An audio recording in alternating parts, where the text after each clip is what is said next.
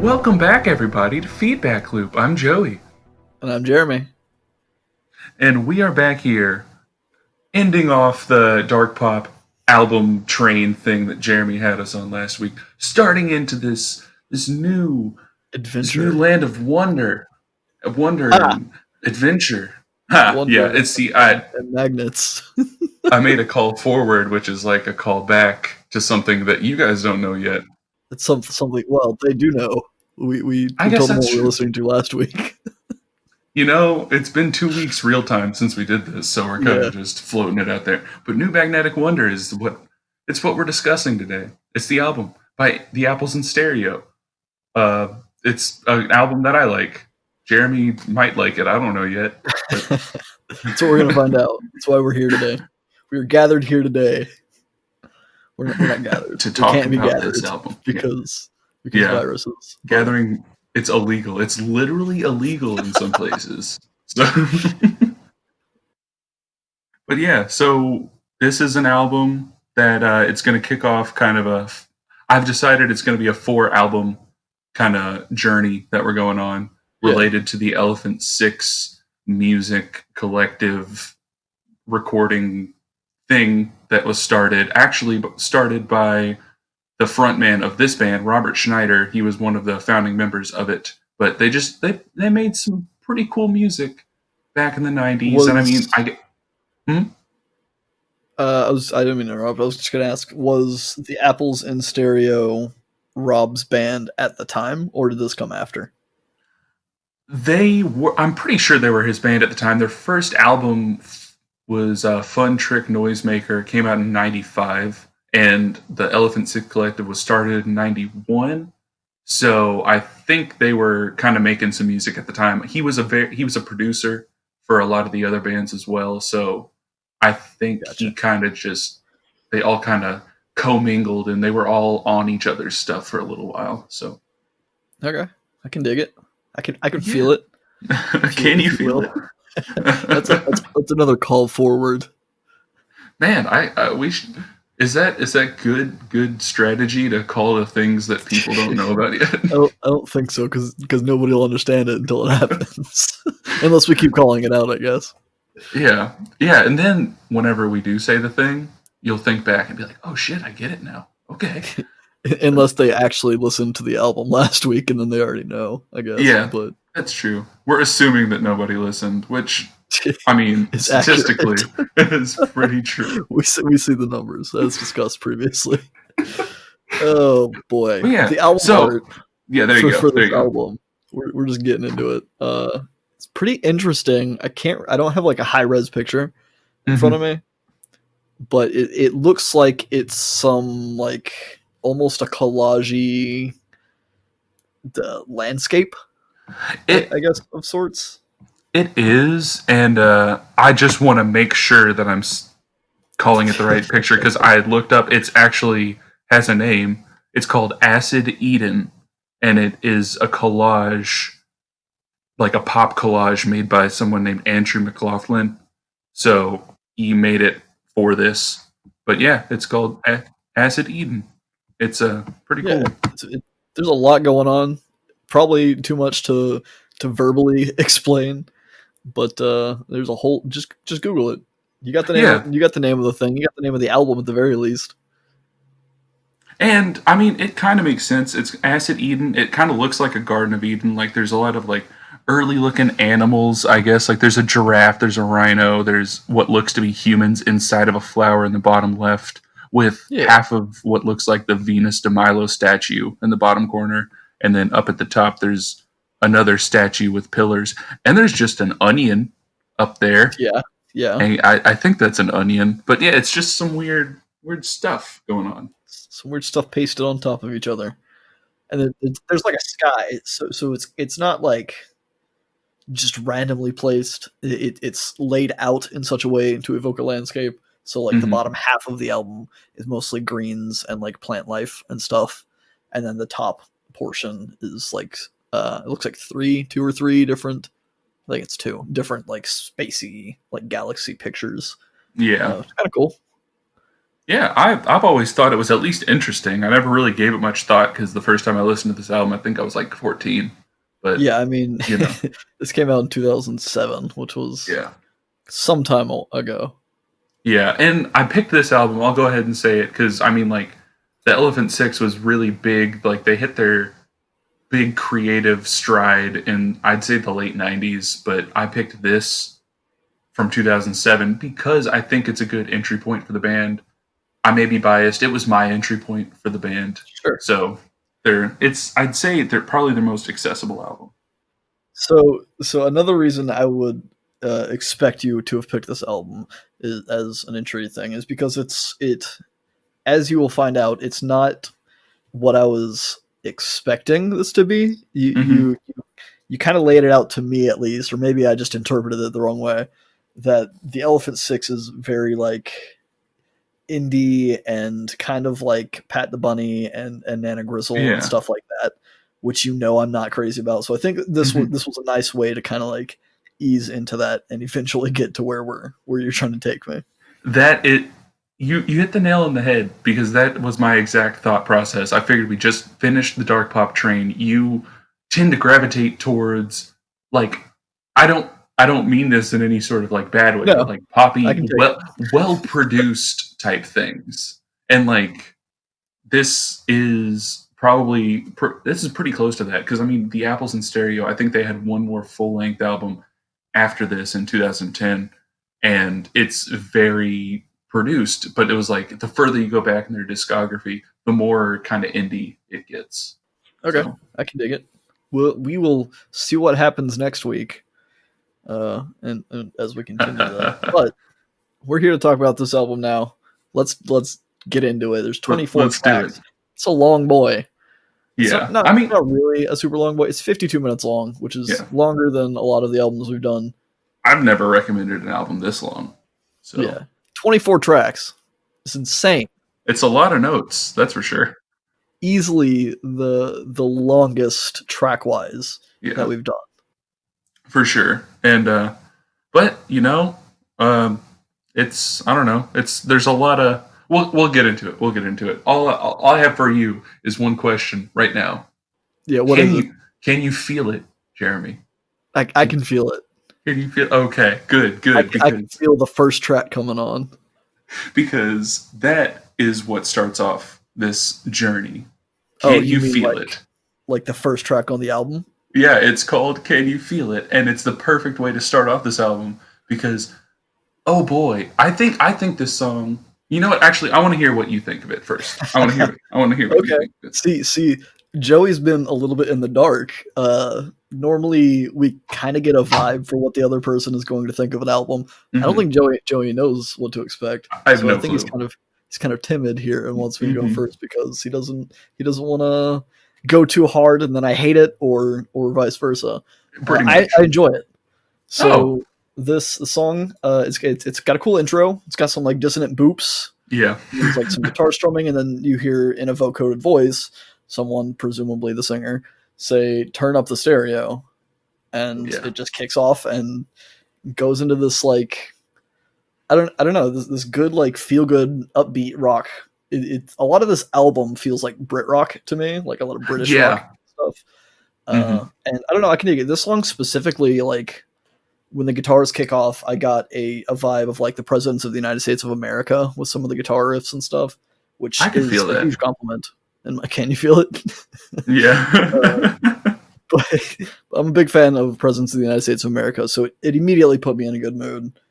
Hell yeah. I the dude's voice, I'm still like I enjoy it. I'm gonna say that Hmm. I enjoy the dude's voice, but it's kind of like abnormal or not poppy in any but it kind of is. It almost reminds me of like Blur, which Yeah. Damon Albarn's kind of first big band, where it's just kind of like I don't know how to describe it. I could not find the words to explain why I thought this dude's voice was simultaneously bad and good.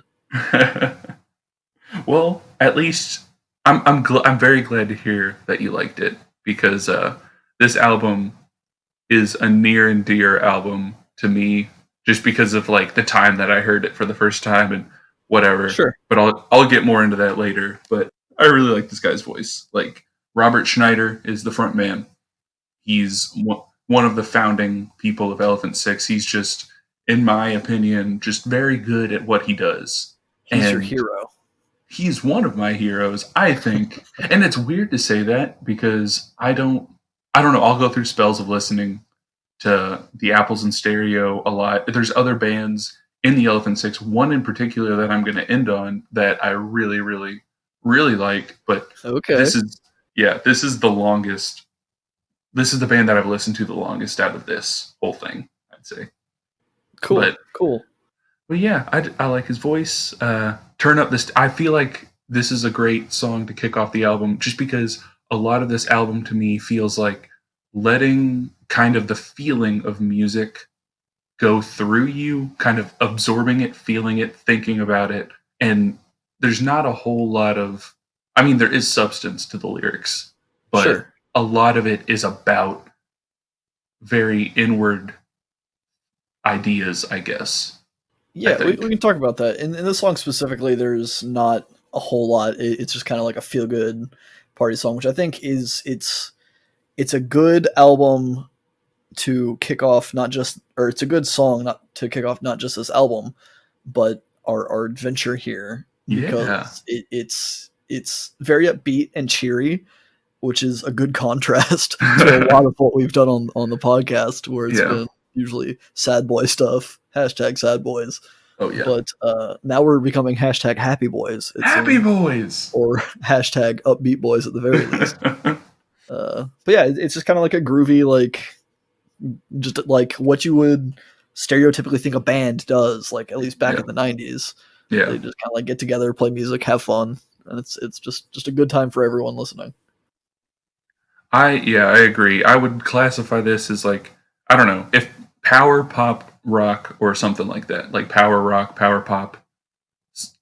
I think it's pretty poppy. Like the sound, maybe not his voice, like you said. Like Sure. he sings in a poppy way, but his voice doesn't necessarily sound poppy. But the music, I feel like, kind of has like a pop rock type thing but there's like electronic stuff mixed in. But oh yeah, and it definitely has that indie filter on it all. Yeah. Like it doesn't necessarily feel like something that I would hear on pop radio. Yeah, that's true. That is very true. One thing I would like to add in at the end of this song, there's like, can you feel it? The song is turning, kind of like fading out, and you start to hear a lot of feedback, and then you hear some British dude yell, "Everything's feedbacking, can you hear it?" And he's like pissed off. In the liner notes of this album, it is credited to London Audience as they're credited with the anger towards the Apple in Stereo for the feedback. So that guy is credited in the liner notes. Well, good for him. He's gonna make something of himself someday, I'm sure. He made it. That's his spotlight right there. Yeah. You know, if that guy, in that guy's opinion, you know, there are two options. You can do it his way, or you can do it the Skyway. Man, I'd pick Skyway. I don't even know what that means. No, I like it. I thought no substance. I thought you were gonna go like a different way, but I like where you went. I thought you were gonna go like the Skyway. I didn't know the way you thought I was going to. He went the Skyway, straight through the sky. Straight to the second track. But this song, Skyway. Just to be clear, track 2, Skyway. Yeah, it's Skyway. Skyway. It's not My Way. That's not what it's called. This is not Frank Sinatra. This is Skyway. Apples in Stereo. That's the album. Well, it's the song on the album. The band is the Apples. I don't need to explain this. We're just going to talk about the song, okay? But okay, so this song, it's more of the same, really. Like it kind of has, I don't know, a little bit. I feel like this one sounds a little bit more produced. Kind of, it's got this chuggy type of guitar, like very crisp. Like it. Yeah, very crisp. That's a very good adjective. I need to keep that in my mind. But it's got this cowbell in there that comes in occasionally, and you'll know it when you hear it. because I can't unhear it. I like this song, but every time I hear this song, I hear It's just cowbell. ding ding just There's throughout actually the whole another song. track that had a lot of cowbell. I didn't note the cowbell because I feel like it Mhm. came through a couple times in the album, but like, yeah, it's very prominent in at least in my mind as well when I'm Yeah. listening to it. But yeah, it hits me every time. I like the rest of the song. It's just that cowbell. But yeah, I can't unhear it. Yeah, it's more of the track overall is more like chill, I think, than the Hmm. first track. The first one was very like energetic and in your face. This one's a little bit more subdued, but not in a bad way at all. Yeah. It's still like it's got like a classic British rock feel, like the Rolling Stones could have played the song or Yeah. something, just for like, musical context. I guess I did a few comparisons on this. I stopped doing that towards the end, but that's just kind of like that's how I relate to a lot of things that are new to me is by like Yeah. saying, oh, like, this sounds like this band or that band or that band to try and help me weave it in. Yeah. I do that as well. And I've always wondered, like, if that's bad or not. I don't think it's a bad thing because I used to think, like, oh, I'm just constantly comparing everything to everything else, like that. I'm just reducing whatever this person's created down. But, like, you got to contextualize it somehow. I mean, Yeah, new things that you never heard before. But you can't I just like it. unhear everything every time you hear a new album and just Yeah, forget that it exists. exactly. Nothing, you're never going to hear anything after hearing the first thing that you've heard. You're almost never going to hear anything that completely doesn't sound like anything else at all. That's deep and esoteric, and I enjoy it. Good, because I felt like it made no sense at all after I said it. It's fine. But speaking of what things mean, this song, there's a lot of times where I don't know. You'll hear me say this a lot. Like, I don't actually know if they're trying to say anything in this song. Okay, so I initially kind of got that same vibe. I still did at the end on a lot of these tracks. Um, but I think I've conceived somewhat of a through line through a lot of these tracks, and I don't think this is necessarily a concept album, but I think Hmm. a lot of the songs were maybe written within the same context Hmm. of a person or of a person's adventures or of a group of people's adventures, kind of a thing. So in this song, I got lyrically anyway is that it seemed to be about a friend of the singer who never really took advice on anything, or maybe it's about himself. It's about a person that never really took advice from anyone on anything and just kind of made their own way through life, Hmm. which kind of led them away from their friends. I like that you said that.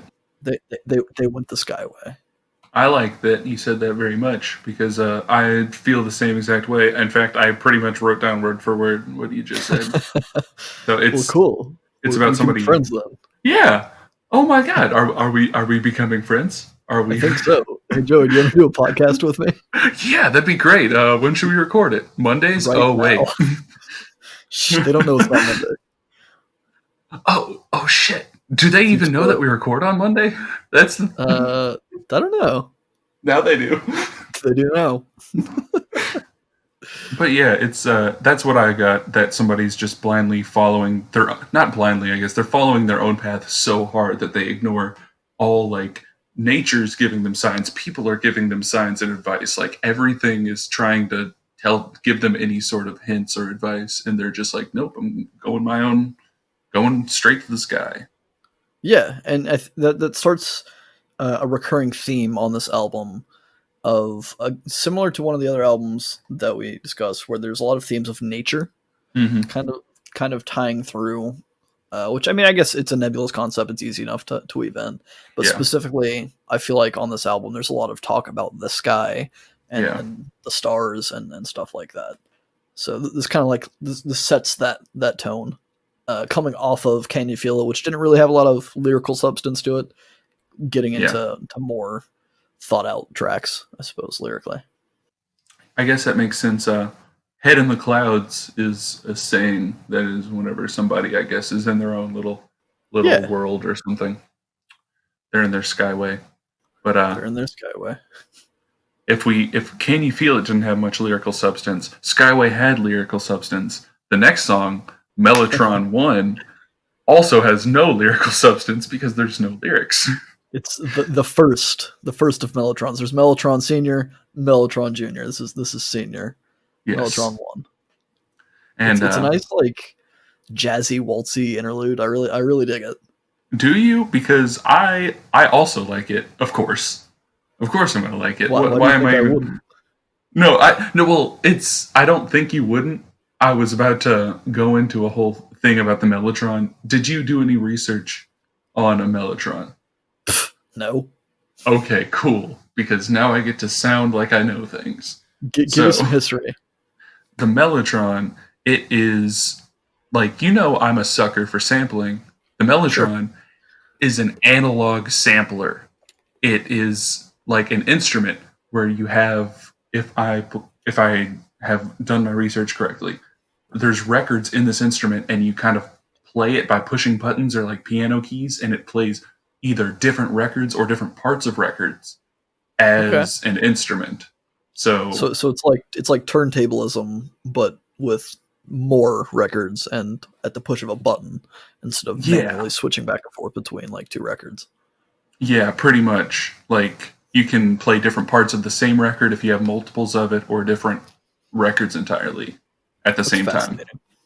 Yeah, and I don't. This is kind of, I feel like, earlier Elephant Six blending into like his ideology that kind of started that whole thing, blending into his new poppy sound, because it seems like this is the sound, given how far in his career it is whenever he made this album. This is kind of the poppier sound on this album is what he was striving towards, but Yeah. he also comes at it with kind of like an experimental type thing, which, I mean, I guess the Mellotron, it was used plenty. It was invented in the 60s, I think. It was used plenty back then. So it's not like crazy unheard of, but it's, I don't know, I just thought it was pretty cool that he used it on here. Yeah, we need to get ourselves a Mellotron so we can play around with some music. Hell yeah, we do. They're only like thousands and thousands of It's dollars, fine, but Joey. The ad revenue we have for doing the show is through the roof. We can oh afford my it. god. Oh my god. Speaking of ad revenue, no. That would have, see, If we that would had have been merch or our, something, that would have been the yeah. perfect place to put it. Man, okay, so all you companies out there who are listening to this, just like, man, I got to get on this sweet feedback loop action. Just know that's how great we can do ad breaks if we are Yeah, needed to. it was seamless. You didn't even notice that we were going to plug merch that we didn't have because we don't Yep. have any. But if we did, we can make it happen. Yeah, and And don't. maybe, just maybe, if you like sponsor us, we'll have enough to pay our energy bill as well. Oh, Caught you off guard with that one, didn't I? you definitely did, because I was gonna say we'll come at it with the same amount of energy, and then you were There like, you go. Energy bill. But the I'm next cutting you song, off. I'm cutting off your segue with my segue. shit, man, shit. Uh, Oh, well, the next song, if you haven't guessed, is called Energy, track 4, I believe. That's right, yeah, track 4, Energy. Nailed it. So, oh, this song is the first song I ever heard. I don't know why I said oh like I forgot it, but this song. Well, you did until you didn't. Yeah, exactly. That's how remembering works, I guess. Yeah, exactly. Yeah, This this one song is the first song I ever heard. it's a good one. Well, okay. I don't know if I feel like it's a good one. This whole it fits on this album for sure. I don't dislike this. I didn't mean to imply that I disliked it, but it's very catchy at the very least. It's got a bit of an earworm Yeah, effect to it, in my opinion. yeah, it does. I'd say this is their most popular song, I think. Like it was on a video game, I think, and that's Oh, where I was it? heard it for the first time. I Interesting. think maybe it wasn't. I honestly don't know. All I know is whenever I was like 13 or 14, and this album was like, it was actually like brand new. Yeah. I went on a vacation with my parents to Florida, and we drove there. The whole drive down there, I had a playlist on my iPod. There were 3 songs on it: Energy, I Hate Everything About You by 3 Days Grace, And This Ain't a Scene, It's a Goddamn Arms Race by Fall Out Boy. Jesus, Joey, what was going on in your life that those were three songs that you felt you needed to listen to over and over again driving to fucking Florida? It was a very, very weird time in my life, I Yeah, guess. that's a weird, like, first just having a playlist of only three songs to begin with is kind of interesting, but then having those three songs that are in no way, shape, or form, in my opinion, related to each other, They were not. just kind of vibing for them. For like it's like a 13-15 hour drive. It's a very long drive to Florida. Yeah, it was. And coming back, I did not listen to that same playlist, but You going never there, listen to that playlist again. yeah, going there, I definitely did. That is, I don't know, it's just something, it's so weird to think about the musical journey I have been on because that was, I don't know, I think I was 13 or 14. I guess I would have had to have been 14 whenever this, no, I was 13 when this album came out. So, yeah, I was probably Yeah. 13, just What a hanging world. out. Yeah, just hanging out, listening to this, and being like, yeah, that's me. I'm going to listen to this for 15 hours. It's fine. It's no big deal. It's kind of insane. The song does have a bit of an evolution through it, which I think it's kind of nice. Hmm. There's a lot of added and subtracted like sounds and such. I really like the backing vocals in the Oh, yeah. chorus. The bass comes through very very clean on this one. It's got this kind of droopy British guitar solo that's kind of like I guess Beatlesy. A lot of the songs on this kind of have like a Beatles feel, in my opinion, where it's just kind of Yeah. like some of it's a bit happy and some of it's a bit droopy, and like droopy is not like a good way to describe a guitar sound, I don't think, but that's kind I of how I think it feel about works. If I think if somebody listened to this album and heard the word droopy, they would understand it. like Yeah, it's droopy what dog. parts you're talking. Because I know what you're talking about, like the Yeah, there's a lot of like yeah, bending and like stuff. yeah, it's very droopy, Yeah, and I don't know. There's just something about it, and just the message of the song. It doesn't. I don't know. It doesn't really have like too much of a message, but it's right. just talking about how we're all made up of the same energy, and he's using that energy to create great music, or just create something that you can feel because he's wanting to know if you can feel it, and Yeah, he's using this energy to make those things.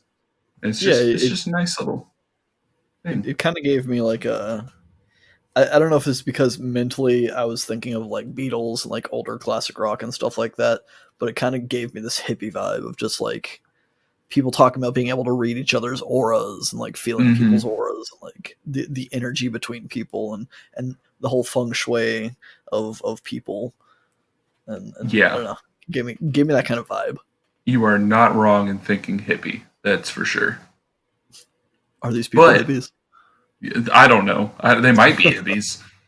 But all I know is, you know what? Are we done with this song? Because I don't have anything else to say about it because it's I mean, yeah, at this point it feels like it's kind of becoming the same old drag. yeah. You you knew where I was going. Is that called a call forward technically, or is it just a segue? I think it's just a That's what segue. I'm starting to question myself. Are all segues that we do call forwards to the next 5 seconds? Holy shit! Is every thought that we have a call forward to what we're about to say in the future? Jesus Christ, Joey, I can't handle that right now. Let's talk about track number 5. Same old Same old drag. drag. Ooh, jinx. this one, this song, this song was. I think it was another big hit. It had a music video, and I know you didn't watch the music video because why I would sure you? didn't. I didn't watch But any music videos. I know that you have seen Lord of the Rings now, so you know who Elijah Wood is. Not that you wouldn't if you hadn't seen Lord of the Rings, but you definitely know Yeah, who he is now. yeah, I'm aware of Eli- who Elijah Wood is. Elijah Wood is in this music video, and I was Oh, wondering why. And it's because he owns a production company, like a music production company, Huh. called Simeon Records, I believe, and they co-produced this album, and he's in the music video for Same Old Drag. Well, there you So go, Elijah. Good on you. yeah, yeah, rock on. It's pretty cool fun fact for you right there. It is. It's the funnest fact we've had on any album, I think, so far. It's probably the Because only. yeah, we don't really have fun facts. Maybe we should start having fun facts. Starting now, fun fact. Fun fact. Every track has to have a fun fact. Oh shit, dude, we got like 20 more fun facts to come up with. Yep, and not a lot of time. This track has some strong like piano chords that kind of give away to like some organs and like a very plucky staccato guitar riff. Yeah, Definitely, this is I think the last time that I'd specifically call out the British rock feel, because like every track on this album yeah, has that kind of feel to it for me. definitely. This track specifically introduces a character that is named Joni. Mm-hmm. She is presumably a person, a friend of the singer, or at least an alias for a friend of the singer. And lyrically in this track, it seems like Joni is going on a soul-searching adventure to get away from her boring everyday life. Yeah, And this is where I kind of connected back to Skyway. Maybe that person that was so gung-ho and so focused on getting somewhere else is Joni. yeah, I think so too. It seems like Joni's having a bad time with life. She's stuck in a rut, and her, like you said, the rut.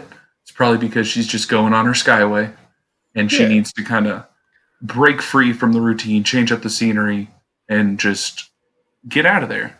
She And just needs to do Joni for a while. yeah, definitely. But I will say, this song, it has probably the most like catchy little that staccato guitar riff you're talking about. It gets Yeah. stuck in my head all the time. It's like, Yeah, I like oh, it. it's just, I like it's that kind so, of like there's something staccato, about plucky it. guitar.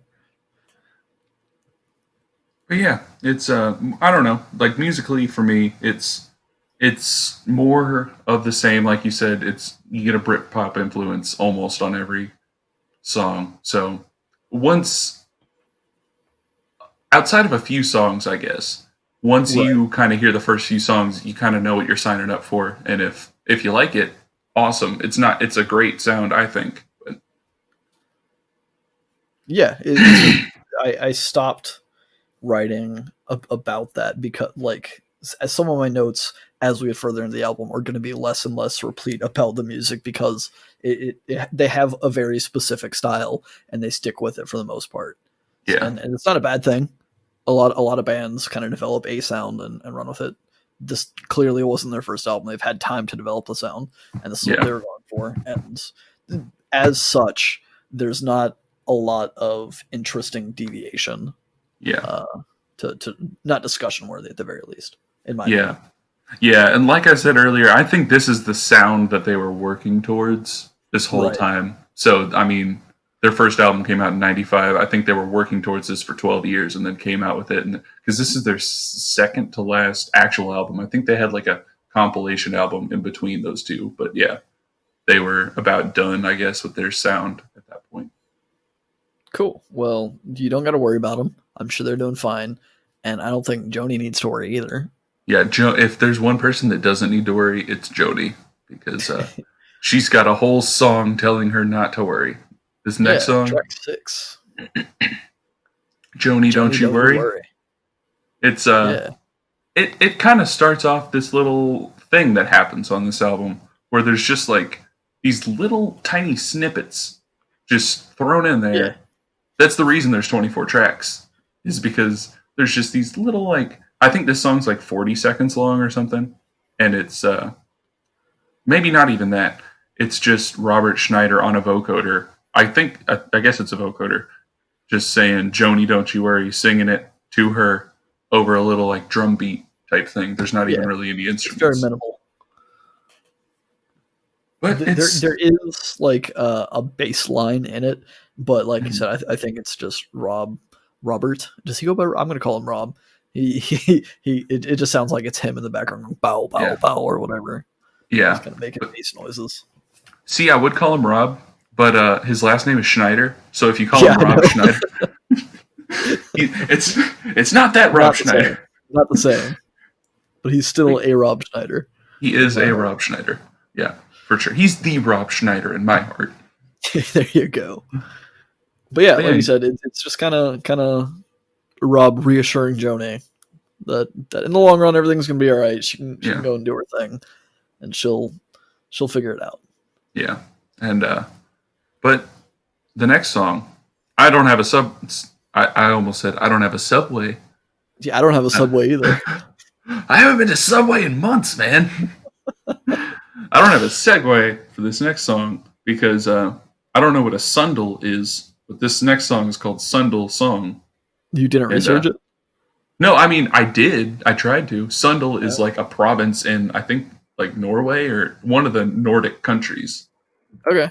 So I don't think that has anything to do with this song. I mean, maybe it does. I don't know, man. This song, I don't know. I think it has a summery vibe, but I don't know what my summer is compared to other people's summer. So, yeah. I think it has a summery vibe. It kind of gives me, there's these ringy guitars. It's talking about the sun shining and the moon shining. It gets me in the summers, right? You know? Yeah. Right in the summers. Right. This is also the first song on the album that has a female vocalist. Mm-hmm. I didn't look into who it was, but the voice, again, making another connection to another band.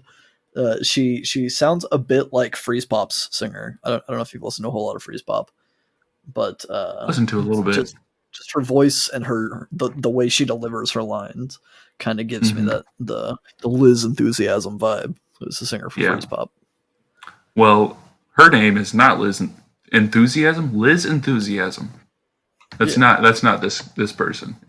Her name is Hillary Sidney, and she was previously married to Robert Schneider, but I think they divorced before this album came out. But even more important, she was also one of the co-founders of the Elephant Six. So sure, I mean it makes sense.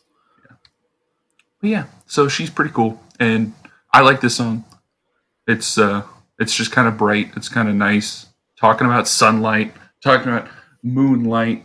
I don't know if it's talking about anything in particular because this track specifically stood out to me because the lyrics aren't as simple, I suppose, as a lot of the other ones, which I mean I'm sure she wrote the lyrics for it if she is the one singing it. And that would explain why it has such a different feel to the lyric writing of it. It's very descriptive. Yeah, she talks a lot of describing scenery, which is something that you'd expect from like an old novelist that's just kind of like setting the scene for something. But the vibe that I got out of it is that it seems to be about remembering the good times and not dwelling on the bad times as much. And there's a lot of talk about moonlight, which I think is a prominent source of the metaphoric and the literal light in the darkness kind of a thing. Yeah. Which is again, I think, part of the theme that ties through. Also, because this is a female singer, maybe I looked too far into this, but I thought that it could possibly be written from Joni's perspective. Yeah. And this is Joni going on her journey and trying to like remind herself that like there's going to be we've had good times in the past. I'm not going to worry about all the bad things. I'm not going to worry about the things that set me off on this journey, but things will get better. Yeah, I definitely also got the vibe that it's from Joni's perspective. Part of like her descriptiveness in this song makes me think of a photograph, like an old photograph of like a beam of light almost. And I know this it sounds too specific, but like one of the lyrics, I think it's like entire paths of light encircle me and try to pin me down. It just made me think of somebody in like almost like a spotlight, but it's like the sun is shining directly on them while like the bad things are around them, and you like take a picture and there's like dust floating in the light. It's like just so crisp that it's, I don't know, you just see it and you're like, okay, but this was the time whenever the light was shining on you and you can remember it now, even though everything else was bad, you can see this. And I don't know. That pretty much lines up with exactly what I got.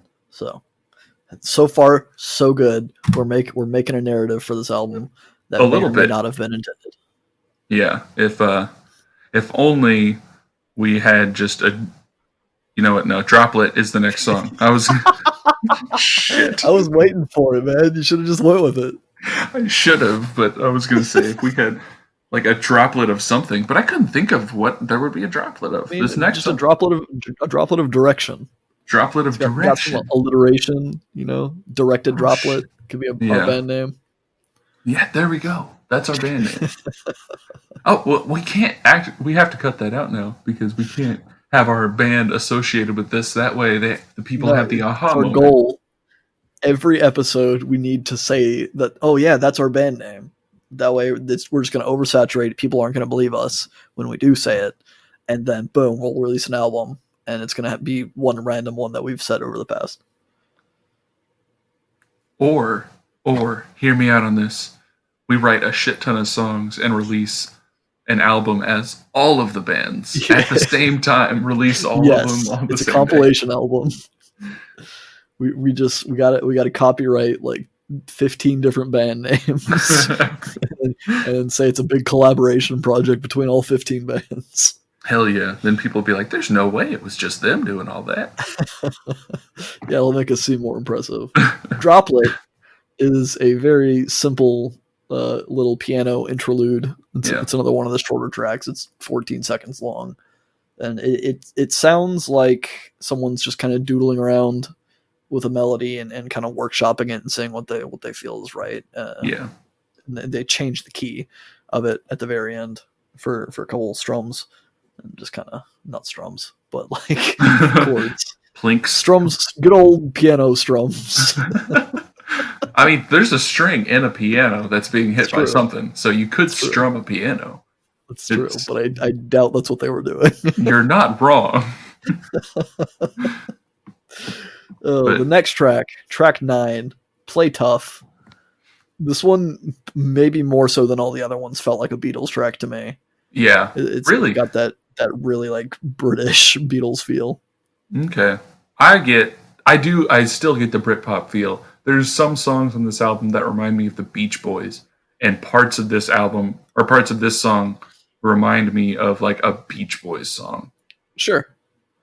I think it's mainly the falsetto like vocals, and like he kind of has the backing vocals with this nice, I don't know, the guitar that comes in kind of like, I don't want to say it's ringy because that sounds annoying. Like if you hear a ringing guitar, it's like kind of droning. Yeah, but it just makes me think of like a Beach Boys song. Okay, we can both be right and both be wrong. It's fine. It's the Beatles boys. Yes, the Beachles. The Beachles. Yeah, I like that more. Actually. The lyrics on this one were a bit harder for me to nail down, but it's clearly there was a breakup. Yeah. At least I think that's what I got out of it, is that there was a breakup on a Saturday. He says something about like Saturday being a bad day to break up, but the music kind of feels contrasting to me, and that it sounds fairly like happy and up tempo. Well, not up tempo necessarily, but like it feels more major key happy kind of a deal, despite the fact that he's having this breakup. Yeah, I don't know, that I noticed that too, and it gives me a little bit of a thought that like the guy who is being sung as by Robert Schneider on this album, I think he just never gets sad because like this whole song, like I guess Joni's leaving. That's kind of what I gathered. Yeah. Or maybe he's leaving Joni. I guess Joni would have to be leaving him, considering he doesn't want to break up on a Saturday. But it's right. He's not choosing it. So, but yeah, I think Joni's leaving, doing her own thing. She realized that she needs to break out of the same old drag, and maybe this guy was part of the same old drag or something. But yeah, he doesn't seem to give a shit. So yeah, he literally could not care less because. He'll look outside and shit, the sun's out. The sun is out. The sun is out. Is track 10. That was That's good. That was a good one. I honestly like. If I wasn't looking at the track listing, I wouldn't have even realized that was happening. ha cha cha cha cha. It was good. 10 out of 10 for track number 10. Sun is out. This one has a bit more of like a rougher lo-fi intro to it. It Mhm. sounds like it could be like a demo or Yeah. something. And it has some like there's a tone, like a pinging noise Yeah. in it that the only thing that was triggering in my brain from that is like a digital door chime. Like you're walking into some like store somewhere and it goes ding ding, Yeah. and that's kind of what my brain went to. And it's kind of nostalgic for some reason. Maybe it's just because we've been trapped indoors for so long that I've forgotten what that sounds like when you walk in somewhere. Or is it just that people don't use those door chimes anymore in stores? It reminds me of a drugstore that used to be Yeah, around where I currently live that is no more and was bought out by a big chain drugstore. I guess not a big chain, but like a chain drugstore. yeah. And whenever I would always walk in there back in high school, it'd be like ding ding. But I get kind of a chiptune vibe. Like there's part of that sound that reminds me specifically of some songs by I Fight Dragons. I don't know if I've you. not listened to them. Okay. I'm aware of who they are, Yeah. but I've not listened to them. Like there's just a sound because it's like an acoustic guitar during this lo-fi part. There's like an acoustic guitar and this little dinging sound. But I like it, and I think they do the lo-fi to signify, I guess, what could be construed as his sadness, but it's still just it's not bad. He like It's meets muted. somebody like in this little because he's asking somebody to come over and it's like, hey, we'll take a ride downtown, and then it bursts into the fully produced song again. Right. Yeah, it's like it's an acoustic piece for the most part. It has some very annoying, in my opinion, like recorder or flute that plays at parts. I really don't like it. I think the song would have been better without it. But yeah, they kind of it kicks into the song and then it kind of falls apart. Like they performed it in one take and just said, Yeah. that's good enough, Yep. kind of a thing. So Yeah, I'm not and super crazy especially about the track. yeah, I like it for the feeling that it gives because the end of it kind of gives me a jangly feel that I get from certain like Edward Sharpe and the Magnetic Zero songs. Ah, And yes, one of my favorite bands that I've totally listened to. people know they're a pretty big band. Like I think they are, aren't they? They had that home song that people like in 40. I've never heard of them in my life. Oh, okay, shit. Okay, well, it's a very jangly, big like happy whatever type band. That would probably be why I haven't heard of them. I don't do happy music. Yeah, it's.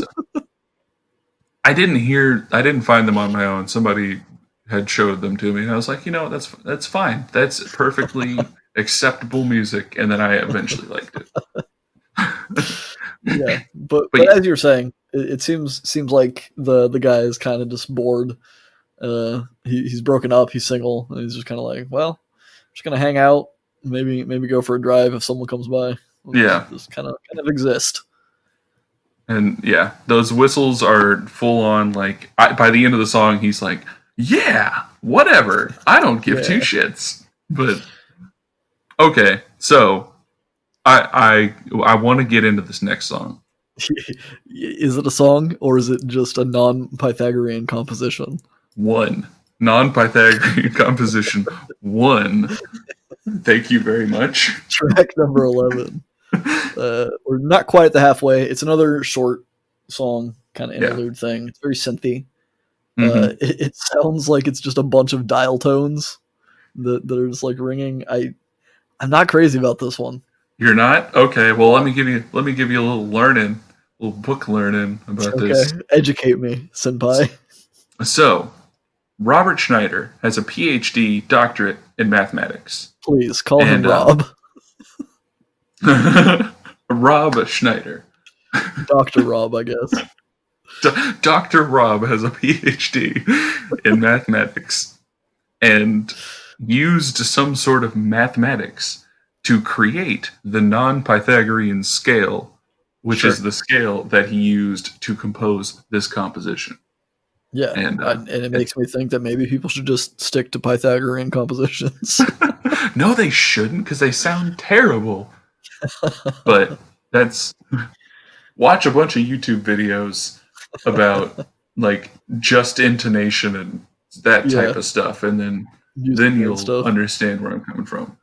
I don't understand any of it. I don't know anything about music, but I know Feel I've that. watched YouTube videos on it, so I'm Yeah, an expert, I guess. exactly. But Look, yeah, I nobody knows your background if they're listening to this. Well, I guess the chances are pretty high if someone's listening to this, they'll know at least one of our backgrounds for yeah now. But for 10 now, years down the road, we're fucking 5,000 episodes in. No one's going to know who you are, but everyone's yes, going to know who you are, right? yeah, exactly. I'll probably be a figment of somebody's imagination at that point. Who knows? Yeah, Maybe I'll probably Lola's. Yeah, Lola's. I'll just stop by and say hello, Lola, because Hello, Lola. that's Fun to hello, say. Lola. See, this is the start of the second half of the album. Yeah, track Track 12. 12. Hello, Lola. Hello, Lola. And It's an interlude track, yeah. 16 seconds long. It's just Dr. Rob Agonopoulos, just kind of singing "Hello Lola" and with a vocoder on. Yep. And I think this, I don't know, because Joni's gone. I guess he met Lola. Like, that's why he's saying hello to her. So now the second half is the Lola half of the album or something. I can dig it. That's For what sure. my headcanon is that I just invented. Yeah, that maybe we'll see if we have some conflicting dialogue later on. But I think that makes sense. I really didn't put any thought into this track at all. I was like, oh, that's cool. It sounds cool. I like it. No. I didn't think for a second like Lola. That's a character now. But maybe I should have, and I would have a totally different take on this album. Maybe a more accurate take on this album. But I guess you're just gonna have to give me a rating of 0 out of 5 stars. You know what? 5's boring. Let's do 0 out of 7 stars. Well, you know what? If I'm giving you a rating, it's gonna be 7 stars. Aw, how sweet. That's track 13. 7 stars. Yeah, it's again stars like I mentioned, which I totally glossed over. We talked about a song called "The Sun Is Out," which the sun again, more imagery from the sky. Now we're onto the stars, so maybe that's also the turning point. Well, I guess that doesn't really make sense. I was gonna say maybe they're going from talking about the sun to talking about the nighttime, meaning the stars and stuff. But they also talked about the moon on the first half, so we're just gonna act like I didn't say any of that. No, but it's recorded, Jeremy. We can't act like it. You can't act like you didn't say any of this. We're not recording this. We're just talking. 7 stars. It's got some cool like spacey effects on the guitars, which makes sense for a song called 7 Stars. It's kind of like the chorus has some fuzzy guitars that I like and more vocoders. I really like the use of the vocoder on this album. Mm-hmm. It's very appealing to me. And I don't know if that's just because of my background. Like I'm a big fan of Daft Punk, and they've done a bit of that stuff, and I enjoy vocal effects in general. But I think it's a fun little touch added to a lot of this album. You know what? I'm gonna have to agree with you there because I don't know. I like stuff like that. I like vocal modulation. I like vocoder work. I like how he often just layers the modulated vocals as the backing vocals that he's using. It's just the way he does it. I mean, he doesn't do it in this song, but he does it in other songs. Maybe he does it in this song, and I just don't know. I don't know. But yeah, it's a cool spacey track. Yeah, I like this song. It's I'm not going to talk too long on it because it's like musically it's a lot of the same.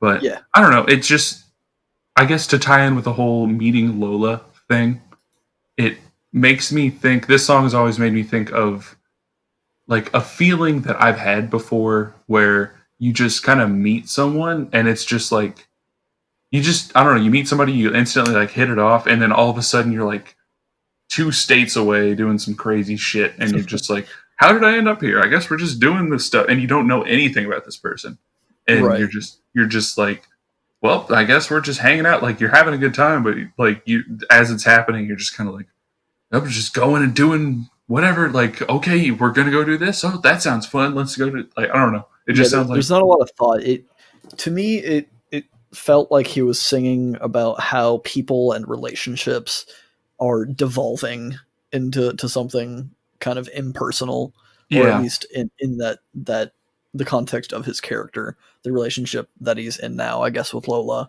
was very like distant. Then there wasn't like a true connection. They were just kind of existing together, doing things together. It's very interesting to me.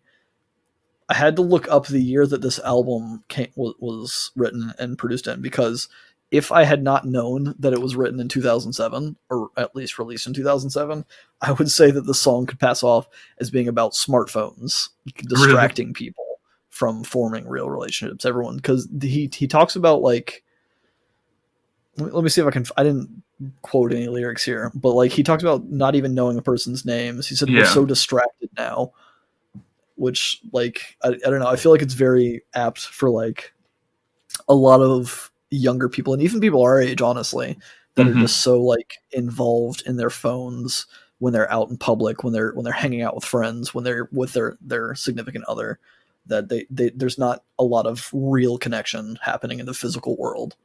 yeah. I can see But this that. album came out before smartphones were a thing, so Did they? 2007? Was that I mean, smartphones? I feel like No, I they guess it were not was. nearly as big as they are now, at the very least. 2007. I didn't have a smartphone. I mean, I didn't Yeah, I think I really. probably had a flip phone, maybe a slide phone, but I don't think I doubt had it. a phone at that point in time.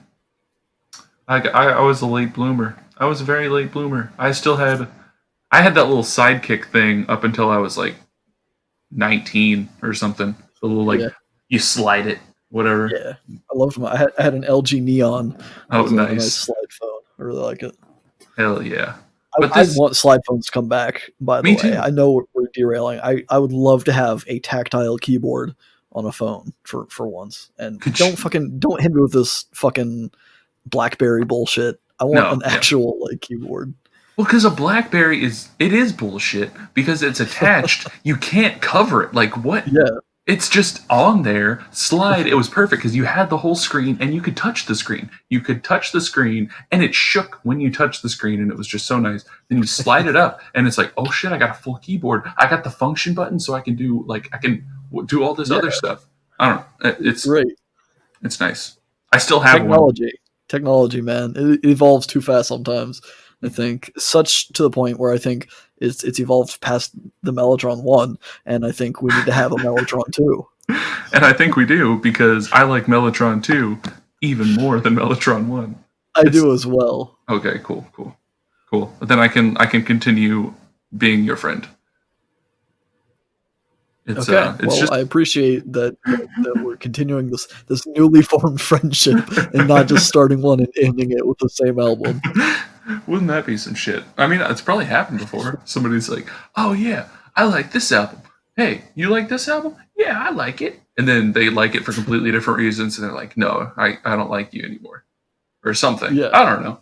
Something that's probably that's happened not at least us. once. Not us though. But this it's just a little groovier. Like we're we're we've already talked longer about this song than the song actually is. So Yeah, that's very true. if we don't hurry up, we're gonna be doing some It's shit all the way it's on Sunday. We're gonna be it's fine. it's gonna be all the way over to Sunday, sounding like it's a super long podcast. Because it is track 15, Sunday Sunday Sounds. sounds, The and the female vocalist returns on this one. mhm, It's kind of less prominent though. Like she's mixed out and echoey, yeah, which I think is interesting. It makes her sound distant, which tying in with this Lola thing that I did not consider at all makes sense, because if the female vocalist was Joni's voice, now that the protagonist is moving on with Lola, he's getting these flashbacks maybe, or remembering Joni, or maybe Joni's trying to reach back out to him, but mhm. it's distant and he's not really like focusing on it.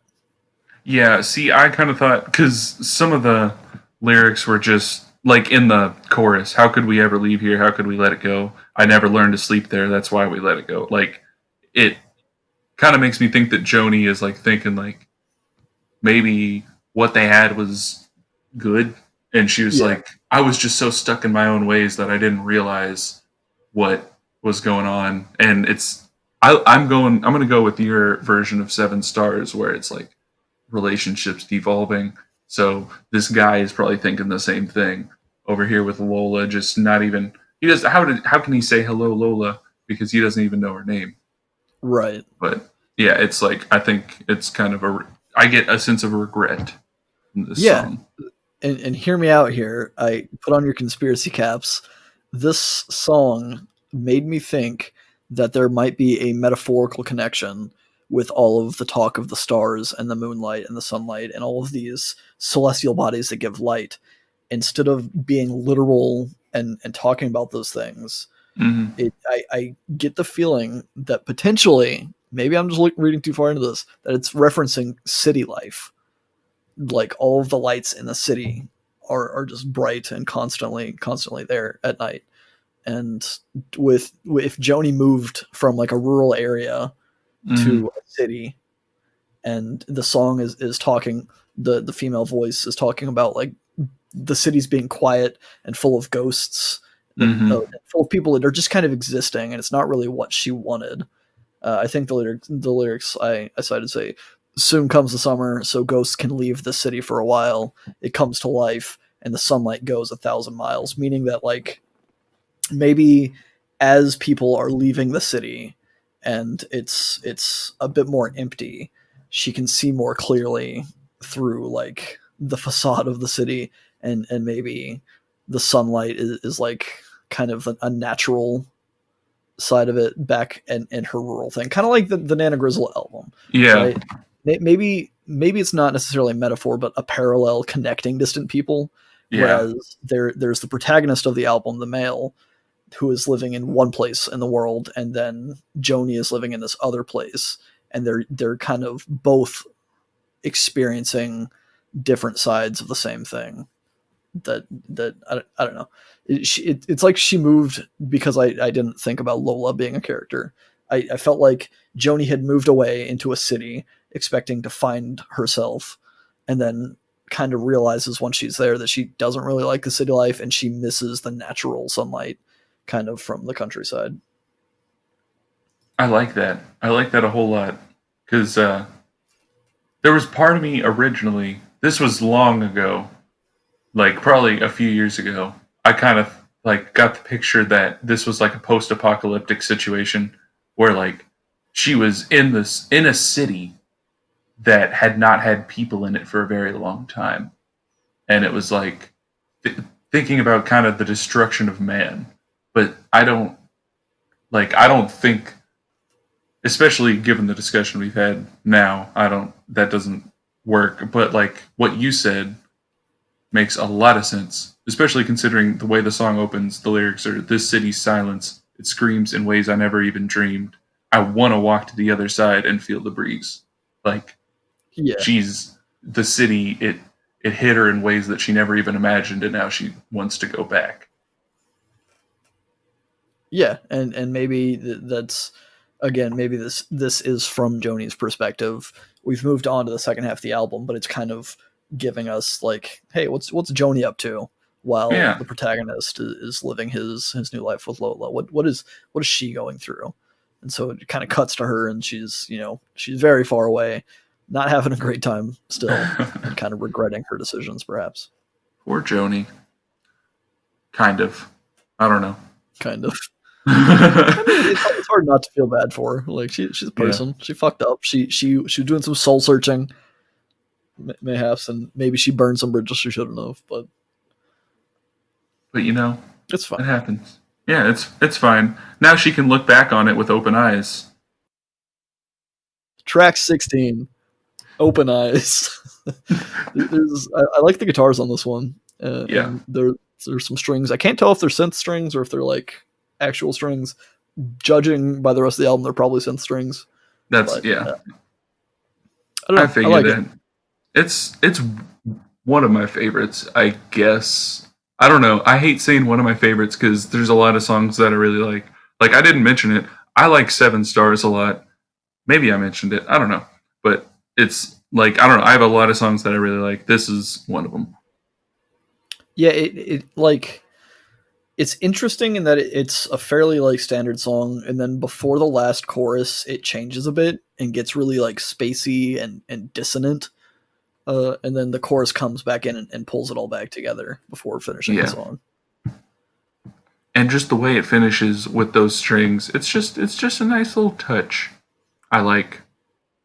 I don't know. It gives me a very like you've been constantly, not constantly, talking about Britpop. I guess constantly. We both like it's just a theme on this album. But Yeah, when I think of Britpop, I think of like older. I guess right. maybe like '90s or something. But like the strings on the end of this give me like a 2000s Britpop vibe.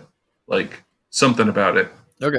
Maybe it's just because of like the Verve, that one song that they did where they Yeah, took that Rolling Stones orchestral sample or something. But I don't know. yeah. Were they even a Britpop band? Were they from Britain? I don't know. I don't know. They seem like they should be. Yeah, I would believe it if you told me that they were. So just tell Well, me I'm if they were, telling and I'll you. say yeah. I'm Okay. telling you right now. Cool. I didn't know that they were British. That's cool. That's a fun fact. Fun fact. This track, lyrically was I don't know. I felt like it was a bit more convoluted, and I felt Hmm. like I was missing something. He talks about staring into the sun and not realizing that you were blinding yourself, and then contrasts that with the experience of being old and hiding from the cold. So I kind of think that the sun could be a metaphor for the city at this point, implying Hmm. that his friend was always wanting to go to the city by staring at the sun and never Yeah. really thought why or thought what it meant, his friend being Joni. Then when Joni moves to the city and grows old, she kind of realizes, or maybe not grows old, but like she's existed in the city for some time and realizes that it was a mistake and wanted to kind of come back to the country, which very similar to what I said for the last track. But I think it's kind of more along those lines, maybe from his perspective of like what she's doing with her life. See, in this headcanon, the she's staring at the sun and not realizing she's blinding herself. I agree with you there about Joni wanting the city, not realizing she's probably on her skyway, not taking advice from other people whenever she thought about moving to the city, and she Yeah, just wasn't paying attention to what other people saying, and she just went in not realizing. But then the old being old and hiding from the cold, that makes of other people who don't take the risks, like that's true. they're hiding from things that could potentially harm them And because they they're letting that fear keep them in a yeah very like boring, old, cold place. yeah. There's no excitement there. I mean, there's plenty of excitement everywhere. You just gotta look for it. Crimson, track 17. It's another shorter track. 17 seconds. It's very like I don't know, it gives me a Christmassy feel because there's some like Yeah, organs, there's some bells, and then there's like this sleigh bell kind of thing or a tambourine and it yeah, that just kind of like evokes the feeling of hearing Christmas music for me. yeah. I feel that same way. All it's just like a bunch of big bells, like you're walking into a church or something. But Yeah. it doesn't sound churchy, I guess. But it's just the instruments that they're using are churchy. Yeah. I agree. Not that I've And been in a church in a very long time. yeah, but it fades into pre Crimson, which doesn't make sense to me, and Yeah, that me pre either. Crimson comes after Crimson. What's up with that? You need to write Doctor Rob Taganopoulos a strongly worded letter and ask him about it. Maybe this album's meant to be played backwards. There you go. Maybe this is a story about Joni coming back to the countryside after being away forever. Wouldn't that Maybe be some you shit? play it one way, like you play it from start to finish, and then you reverse it and play it finish to start, and it's just a full circle. You know what? I like that. Now I just need to buy the audio equipment to be able to do that. Yeah, Pre Crimson it has some like interesting sound effects that sound like wind chimes and some like hollow Hmm. like woodblock tapping sounds. It's a very like ambient and quiet experience, which I think Definitely. it was a nice break from the album. Yeah. And then probably the most self-explanatory song title for Yes. the next. What was it? Track 19? Is that what? Yep. A vocoder Baba. It is literally just Dr. Rob on a vocoder going Baba Yeah. for. Ba, ba, ba. Just And, kind of having fun playing around with the yeah, vocoder. I don't blame him. yeah. It's cool as heck. I'd do that if I was him. If I had a vocoder, if I had the ability to do that, I would. I'd probably spend most of my time just doing that. Just going ba ba ba. Yep. Radiation is track 20. We're getting Hmm. through this. I apologize. We knew it was a long album going in. Had a lot of tracks. We're gonna try and Yeah. maybe. I mean, our last episode was pretty long too. We're not gonna dwell on it. Radiation. Back to the more typical songs Hmm. for this album.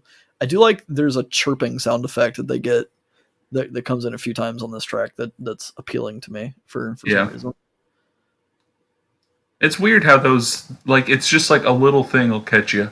Because I always Yeah. feel weird saying that like in stuff like this where I'm like, ooh, that little staccato guitar riff or that little like that wind chimey sound that's going on back there, that whatever Yeah. it's, and I'm like, what kind of fucking weirdo Yeah, am you're not I? alone because I have those same thoughts, and I'm sure there are people out there that feel the same way. So we're just not vocal, but we are now because we had a podcast. We are the most vocal that we can be right now. I think. Yeah.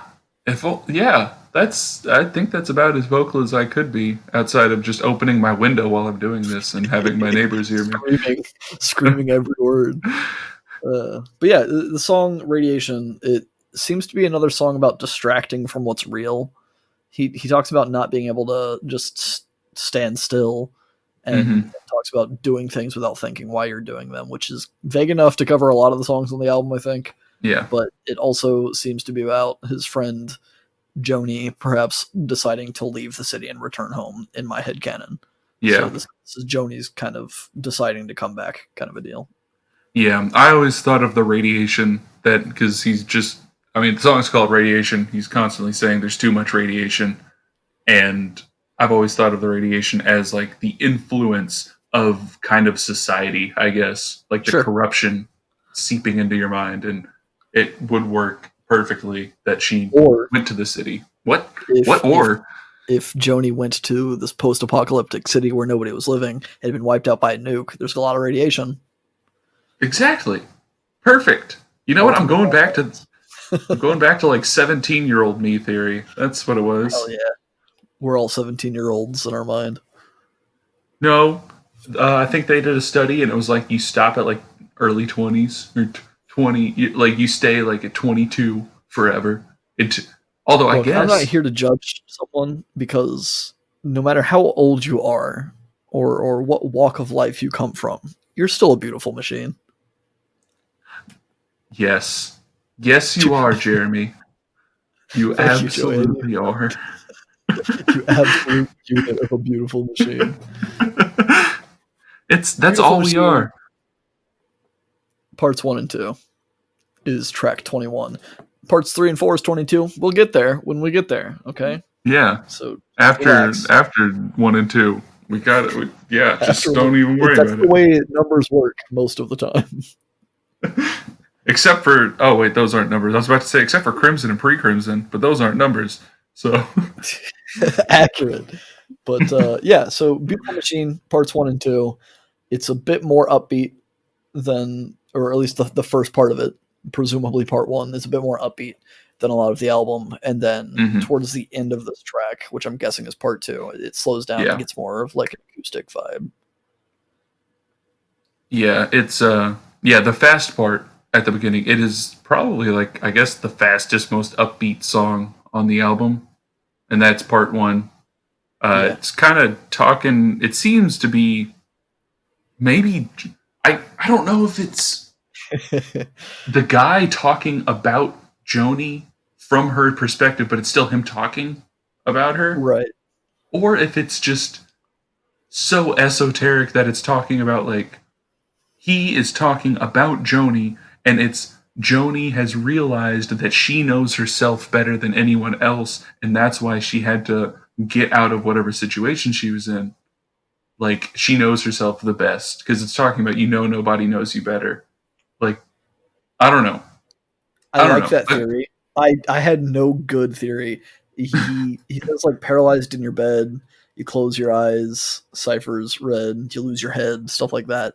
So like the only vibe that I got out of it was that he was. It sounded like he was just talking about sleep paralysis and night terrors and like not being able to like wake up from this dream kind of a deal.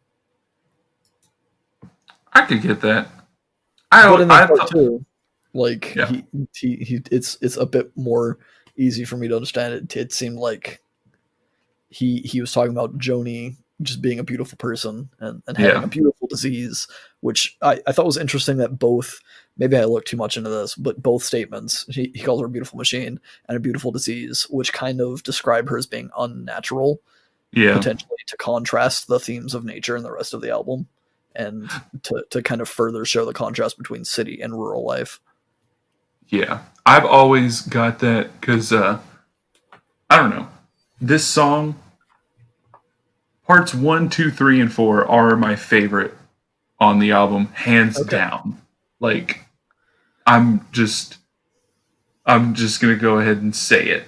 But like this specific part two, which is the you have a beautiful disease, you're a beautiful machine. That's part two. It like resonates with me so hard because it like not necessarily with him talking about Joni, but like just in general, it feels like whenever you, I guess, find a person in your life outside of even like a relationship or just like you'll just meet a person occasionally, whether they be a friend or just like a person. Just a stranger. Yeah, just somebody. There's certain people that I feel like you meet in life that feel like out of place, but like in a good way, I Yeah. guess. Like it You're feels kind of like like, you have to like take a step back and just admire the fact that this person exists, kind of a thing. yeah, definitely. And it's I don't know. It's just this I don't know. I could gush for a little while, but the song's only 2.5 minutes long, so I'll let that be that Yeah, no, I agree. I think before we. it's a cool feeling slash experience when you encounter someone like that, and it in my mind makes me kind of like feel like, what is it like for them? Is Yeah, what is the person like that would make that person be like, wow, you're like, you're totally different from everyone else I've ever seen in such a specific way that yeah, that I'm just fascinated by it. I agree, and maybe I'll ask one of those people one day. Well, you But got two more parts to do so. We're on yeah, Beautiful Machine parts 3 and 4, track 22, as previously mentioned. It continues from obviously the prior track, but it's like continuously mixed to where it's yeah, basically one longer song just split into two tracks. yeah. Um, it's a bit slower and spacier than the first two parts. It's got some nice Hmm. horns in it. And I'm not sure if I got the right segmenting of it, but there's only lyrics in part 3, and Yes, once the lyrics stop, then the rest of the song is part 4. yeah. That's kind of how I've always viewed it because it sounds like I don't know. So there was part one was fast and upbeat, and then it slowed down with kind of this strumming acoustic guitar for part two, and then it kind of gets spacier and slower of the Right. same strumming pattern for part three, and then it breaks down for part four, kind of. Yeah. But this song right here, like I said, parts one, two, three, and four are my favorite on on the album, hands down. Beautiful Machine parts three and four are they're in like a separate tier. Like this Yeah. song, this song specifically just hit me extremely hard the first time I listened to it. I had like the perfect setting to listen to it. I had like just everything was lined up great. It was one I'm of those jealous. nights. It was just I was like 14, maybe 15, I think. No, I was probably 14. But I was just laying. It was early morning. I hadn't slept yet. It was like 4, and I was just laying down listening to this, and it was just super spacey. And just the lyrics to this song, there are 8 lines in this song, and I think it made me a better person because the first two lines are, "Oh, don't you know it's right to be self-aware and filled with light." And I don't know why. It just like I know I'm gonna say this and be like, "Oh, fucking kid never thought to be self-aware before." But it was like it's something about it just hit me and I was like, I need to think about how what I do causes effects to other people. Like I don't know. Like I just Yeah, I yeah. think that's a perfectly valid story because like especially at that age, that's when you're kind of figuring those things out. You're kind of Mhm. developing your brain a bit more, and music has a great way of like condensing not just feeling from music, but with the lyrics, kind of condensing a message. And if you're in a state, I mean, I know I've had those nights where you know you're young, you've stayed up all night, and you're just kind of like relaxing to end your evening listening to something that like you're very susceptible to a Mhm. lot of like emotion and a lot of like thoughts provoking I guess lyrics. So like that totally makes sense to me. I can put like I can almost have that experience or feel like I've had that experience just from you talking about it because Hell it's yeah. something that is so like so visceral, not visceral. It's so vivid Yeah. and and like I've experienced things very similarly. I can't wait to get to there's an album in specific and a song specifically that I had a very similar experience with that I will be sharing with you farther down the line, and I can't wait to get there because it I just feels can't good. wait. Oh man. There's just something so good about that feeling. I love like it's one of those feelings that like you said, you can experience it through somebody else just by hearing that they had that moment because it's like, Right. "Oh, I know that feeling. Oh, that's nice." Yeah, Like, like I mean, last week we talked about the two blue lips being an album for me specifically that I will listen to the whole album, even though I'm not like super crazy about the whole album, just to get to that last track because of the cathartic effect that it yeah. had the first time I heard it, or maybe not the first time, Yeah. but at a time in my life it affected me in a certain way. Yeah, I definitely yeah, this is that for me. So, I'm glad that we could have those back to back Yeah, it's very because very convenient. it's almost like some thought went into it. Was there though, or is this all just a happy Not coincidence? it's, it's all a happenstance. That's what Hell yeah, happens. But stances. this there's another line that also helped me whenever I was a young person. As we talked about, I was a kid who put three songs that were well, two of the songs were very angsty, and one of them was not on a playlist and listened to it for about 13 hours. Yeah, There's this two of the lines in this song are the same, and it's "We will be forgotten when we're gone." And it was just like the way he said it, there was just like such certainty in it, yeah, and combined with the music, it was like I don't know, because whenever you're young, you're not afraid of dying. I get like no, I mean until you like reach. I don't know. Some people are. I guess I shouldn't say that. I was never, and I'm still not. But like, and it's partially because of this song. Whenever I heard that, it was like I had all these big problems that caused me to listen to 3 Days Grace and Fall Out Boy for 13 hours.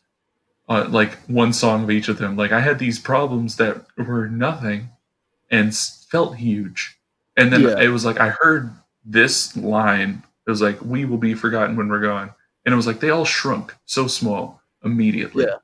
It's very because it. like it's very nihilistic in a way, but it's Yeah. also very calming in a way. Yes. And also maybe to the wrong person or to the right person, it's probably kind of scary Yeah. knowing that like no matter what you do, like there will be a time when no one knows who you were.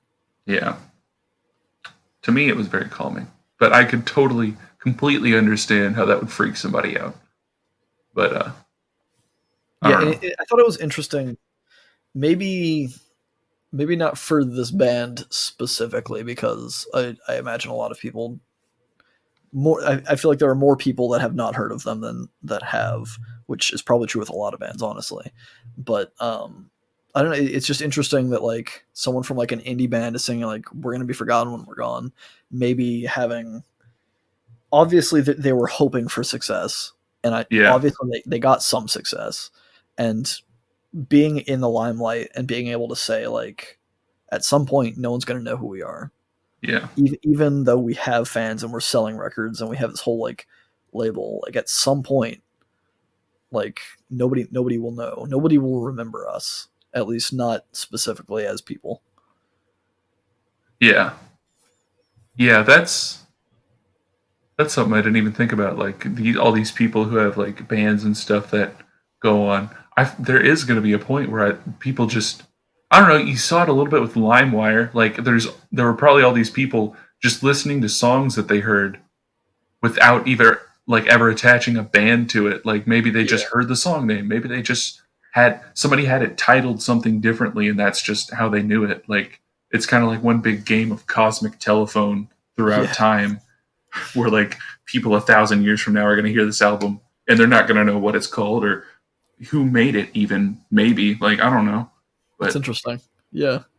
it's I don't know. I like that idea. I mean, it's It's obviously kind of upsetting, but yeah, like I don't know, it's cool. It's a fun thought exercise. yeah, I mean I'm nobody so I don't have to worry about any of it because like there's probably Joey, going to be like I know who you are, Joey. yeah but we're both going to die one day and then Yeah, but like we will have had a successful podcast before then. you know what that's true Everyone is going to know who we are. and then maybe 100 years down the line, some two little shitheads who both happen to be named Joey and Jeremy are going to be like, "That was us, and we're playing a prank. We somehow figured out how to hack the internet to say that our upload date was 100 years ago, I'm sure that will happen. and then Hey, we will be forgotten when we're when gone." that happens, if they happen to listen to this episode, hi Jeremy, hi Joey, Hey, we are past you. yeah, what's up? What's up? Not much more to say other than fuck you if you are an asshole. Oh, track 23. We are almost at the end. Track Almost. 23 is called My Pretend. It's got some groovy like organs in it that I really enjoy. There's not like a beat. There's not a lot of like accompaniment. It's just kind of this groovy organ. Yeah, and him singing. I like his voice on this song. It's just Yeah, nice. I don't know. There's a little message in here that I kind of gleaned from it, and it's probably pretty obvious. But the song being called "My Pretend," it it seems like he's talking about somebody is being his pretend. Like he calls somebody his pretend, and it right. just made me think about the fact that love or friendship or whatever feeling he's talking about, it's just pretend in and of itself. Like you call somebody my love, my friend, my whatever, like anything, like it's all just an idea, I guess. So in that way, it seems like you could just say it's all pretend. I Yeah, don't know. it's kind of interesting. So I just had this thought. So in the previous track, Beautiful Machines Part 3 and 4, he talks about being forgotten, but he one of the lines you didn't mention is he says we will live together for a long time. Mm-hmm. So I'm kind of tying things. Maybe it's a stretch, but maybe he's talking about Lola specifically. He's Yeah. talking to Lola and saying like, "Look, we're gonna be great." Or maybe he's talking to Joni if Joni has returned, and he's like, "Yeah, like we'll be fine. Like there's no need to worry about things. We'll be all right. No one's gonna remember us, but like we're cool." And you come to My Pretend, and maybe this character, maybe Lola, never actually existed. Yeah. Maybe he's been lying to himself and he's been like saying, "Hey, like Lola, why don't you come over for dinner? Maybe just stay. Don't go yet." Maybe he's having this kind of crisis because he's realizing that like Lola never existed and he was kind of making her up, and then he's trying not to let go. Or maybe she is real, but maybe their relationship wasn't as real as he thought it was. And I was like, wait, like I thought we were cool, but just stick around a little bit more. Yeah. Kind of how he never really coped, I guess, with Joni leaving, and it was kind of just like the sun was instantly out, and now it's like the weight of all of it is Yeah. like, oh no, don't leave. Or potentially what happened, right, is Joni moved away at the beginning. She realized she fucked up. She came back to him, and then like so much time had passed and Joni had changed so much that like he thought that when Joni returned, they would get back together and they would be friends and they'd still be just as close as they used to be. But now Joni's a different person and Joni doesn't really feel the same way. So she's come back, hang out with him once, just say, hey, like I'm back in town, whatever. We'll have I'll stop in and say hi to you. And he was explaining, yeah, this relationship's back. And then she's like, yeah, okay, well, I'm going to get going. He's like, no, wait, this isn't how I planned it. Yeah. Stay a little bit longer. Man. And then she's, I don't know, just like that whole thought of anybody that you haven't talked to in a little bit is just a figment of your imagination, essentially, because they probably are just a completely different person in reality, but you don't know it because you haven't found it out yet. Truth, man. Deep. Truth. Deep. Track 24. And this kind of bothers me. Yep. Non-Pythagorean composition 3. Which is why I kind of led into with Beautiful Machines that sometimes numbers don't go in order, but there's not a part 2 to this on this album at the very least. You know what? Do you know if there was a part 2? There is, but it's only on the enhanced CD version that was released later. I see. So it's like a bonus track that that didn't make the cut for the original album, perhaps. Yeah, and they just didn't rename it for whatever fucking reason. Well, I mean, if they wrote them in a specific order and then like, number 2 is like, well, we'll cut number 2. I guess they could have renamed it, but I also see merit in leaving it how it was intended. But yeah, it's more like dial tone sounds, kind of synth notes. It's a very interesting downbeat way to end the album, and I don't know. I don't think this was intentional, but when I listen to albums when I'm driving or something, I put them on repeat, and at the end of the song, it kind of looped back into "Can You Feel It?" and I felt like it kind of made the whole album come full circle. Yeah, I think that was on purpose, but I can't 100% say that with any certainty. But I always thought that was cool. Yeah, I mean, maybe that's supposed to represent. Maybe this is looking way too far into it. Maybe Dr. Rob's character is kind of stuck in this cycle of repeating the same thing, where he makes a friend and then they get distant from him. Maybe not literally moving away, but they kind of get distant. And then they come back, and then they just kind of like things aren't the same. And then he tries to move on. He finds someone else, and then that person gets distant, and the album repeats over and over again with a new Joni figure. Maybe Lola is the new Joni for the next loop or whatever. Shit, and Joni is just a placeholder title for the girl that leaves, and Lola is okay. Totally throwing that out there into the ether. Shit, dude. Little preparation. Well, you know what? It's fine. I bet it's as much thought as anybody needs to put into it. Yeah, that's the album. Overall, I mean, I feel like everything that I could say about this album's been said. It's got a lot of like British rock vibes. It's very nice and happy, which was a good change from what we've been listening to. And I'm kind of excited to see what's next on this journey. I don't really have any complaints with the album. They have a style and they stick to it, so there's not a lot of like notable music to discuss, but it's not a bad thing at all, I don't think. Yeah.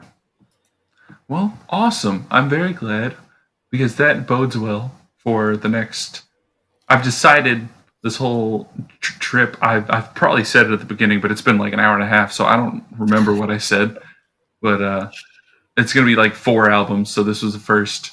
Next one's 2, 3, and then we end on 4, which is boom, big bam finale going on. Boom bam finale. But, yeah. The next album, if you're curious, the next step in our journey, is it's going to be called When Your Heartstrings Break. No, Joey. It is already called When Your Heartstrings Break. You know what? I mean, I guess it will also be called in the future that, but yeah, it was already been titled. It has been titled, is currently titled, and will probably be titled at least for the foreseeable future. Yes. When your heartstrings break by the band Beulah. Beulah. Ferris Beulah. Yeah, for spelling purposes, it's Buelah for those listening, which is so many people, guys. You cannot believe how many people we have listening and buying our merch and supporting us. It's great. We love each and every one of you personally. I do. I know I do. I'm definitely capable of loving all of you. Every single listener that we have. That is the maximum amount of people that I am allowed to love and can physically love. Like I can't do much more. Man, this was a long episode. It was a long album. It was a long podcast to come back to. But it was good times. We had good times. I'm just glad you liked it because I don't know. I'm as well. I'm excited for the rest of our journey, and also kind of cautious because I know it's just going to go downhill from here. I'm going to try to make it not go downhill. That's why I had to actually think decently hard about which album to go next, because there's a lot of Elephant Six stuff that's just kind of nuts. Okay. Well, I have complete faith in you and complete lack of faith in myself. So we will see how I really feel next week when we talk about When Your Heartstrings Break. Until then, if you guys want to hit us up, we're on all of the social medias. You can listen to us everywhere. You guys know by this point. Why would you start with it? Well, maybe you would start with this one if you're wanting to get into indie rock. I shouldn't assume anything about you. But we're on a lot of podcast platforms. Just fucking Google us or ask us on social media, on Twitter or on Facebook or on Instagram or whatever, where we are, and we'll tell you. And there's usually links going around anyway, but I don't know. You'll figure it out. You're a smart person because you're listening to our podcast, and that means your IQ is at least 300. Yeah, or less, maybe. I mean, statistically, probably, but it's a bare minimum 300 to listen to this podcast. Well, then how are we making it, Jeremy? Because we're not listening, Joey. We're just talking. You have to edit it. Do you not listen to it? No, certainly not. I just pretend to edit it. Shit. Cut out various segments and say, yeah, it's good enough. Well, that's good enough for me. That's good enough for me as well. Until next time, stay on our feedback loop. Bye.